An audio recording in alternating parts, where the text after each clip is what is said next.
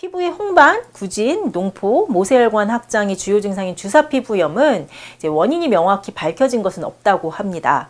단 치료에 반응하지 않고 재발을 반복하면서 정도가 심한 주사피부염이라면 체질 진단, 그에 따른 치료와 생활 교정을 통해 몸 전체를 살펴보는 것이 중요합니다. 주사는 얼굴의 중앙 부위, 코 주변, 이마, 턱에 발생하는 충혈성 질환입니다. 처음에는 붉어짐, 홍반으로 시작해서 구진, 농포, 모세혈관 확장, 심하면 안검염이나 결막염과 같은 눈 질환, 그리고 피부가 울퉁불퉁하게 변하기도 하죠.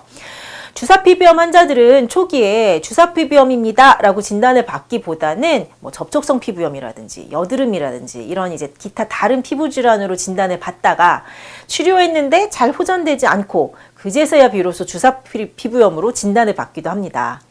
그리고 보통 이제 항생제라든지 수란트라 로섹스겔 같은 모낭충 제거를 위한 연고를 사용하는데 환자에 따라 종종 치료에 잘 반응하지 않고 재발을 반복하는 만성적인 질환으로 알려져 있죠.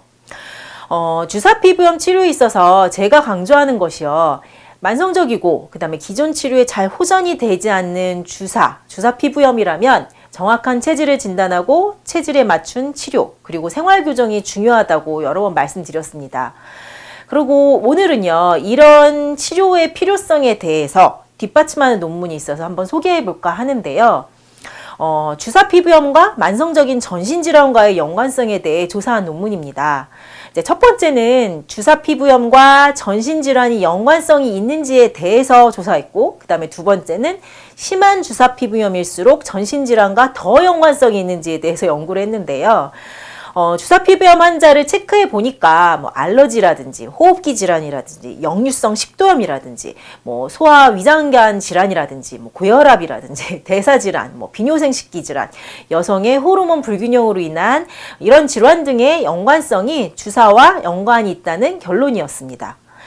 특히 이제 중증의 심한 주사피부염 환자일수록 이런 피부 이외의 전신질환과 주사피부염이 동시에 앓을 확률이 높더라라는 것이 결과입니다. 그래서 주사피부염 치료를 할 때는 이런 전신질환이나 전반적인 컨디션과의 연관성을 잘 살펴서 주사피부염을 치료해라 라고 이제 조언을 하겠죠. 만성적인 피부질환은 정확한 체질 진단, 그리고 생활을 잘 교정하고 체질에 따라 원인에 따라 피부 장벽을 튼튼히 하고 그 다음에 피부의 면역력과 재생력을 튼튼히 하는 것이 치료의 중요한 관건입니다. 주사피부염도 다르지 않다는 것을 뒷받침하는 이 논문인 것 같습니다. 그리고 여기서 특히 증상이 심한 주사피부염일수록 다른 전신질환이 함께 발생할 확률이 높다는 것은요. 피부가 몸의 전반적인 상태를 나타내는 거울이기도 하거니와 난치성 피부질환은 몸을 전체적으로 살피지 않고는 치료하지 못한단 말이기도 하겠죠. 주사피부염 현재 대중적으로 알려진 치료법은 이제 항생제를 복용하고요, 모낭충 제거를 위한 연고를 사용하고 혹은 레이저 치료와 같은 외과적인 치료법입니다.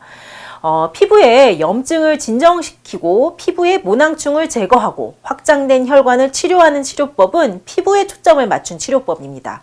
그리고 여기 논문에서 말했듯이 증상이 가벼운 주사피부염 환자들이라면 전신질환과의 연관성은 낮기 때문에 이런 치료법으로 충분히 효과 볼 수 있습니다. 하지만 만약 중증도의 주사피부염 환자, 정도가 심한 환자라면요, 전신질환과의 연관성이 더 높고요, 앞서 언급했던 피부에만 타겟팅을 하는 치료법에서는 잘 반응하지 않을 가능성이 있겠죠. 주사피부염, 이제 정도가 심하고 혹 기존 치료에 잘 반응하지 않거나 재발을 반복하면서 만성적으로 진행된다면 체질 진단과 그다음에 그에 따른 치료를 통해 몸이 튼튼해지고 피부의 재생이 회복되는 한의학적인 치료법이 필요합니다.